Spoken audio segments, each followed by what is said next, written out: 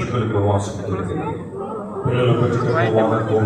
కూడిస్తారు దొరికాను. నీ మందిరములో నివసించు వారు ధన్యులు, వారు నిత్యము నిన్ను స్తుతించుదురు.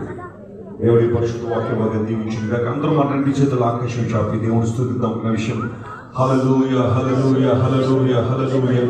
పరిశుద్ధుడా, ప్రేమగల తండ్రి, గొప్ప దేవానికి స్తోత్రాలు. నువ్వు గొప్ప దేవుడు, ఆశ్చర్యకరుడు నాయన. నీవు నివసించడానికి ప్రభువా నీ నివాస మందిరముగా ఈ మందిరాన్ని మీరు ఏర్పాటు చేసినందుకు మీకు స్తోత్రాలు. ఈ మందిరమును నివసించేవారు ధన్యులు అనే వాక్యం రాయబడినదిగా ఎవరెవరైతే దీనిలో అడుగు పెట్టబోతున్నారో యేసు నామములో వారు రక్షించబడుదురుగాక.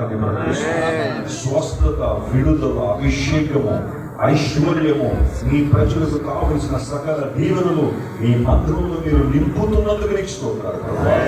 నా మందిరమును నా మహిమతో నింపుదలను వాగ్దానం చేశారు. ఆ వాగ్దానం నెరవేర్చండి. నీ అభిషేకంతో ప్రతి ఒక్కరు నింపండి. ఇక్కడ సేవ చేస్తున్న దాసులు బాగుపరిచి వారు అందిస్తున్న సందేశాల ద్వారా ఈ గ్రామానికి గొప్ప దీవెన మీద దయచేయమని కోరుకొచ్చాడు. ఘనతయు మహిమయు ప్రభువానికి మాత్రమే ఆరోపిస్తూ యేసుక్రీస్తు వారి అత్యున్నత నామం పేరిట అడిగి వేడుకొని నామం తండ్రి. ఆమేన్.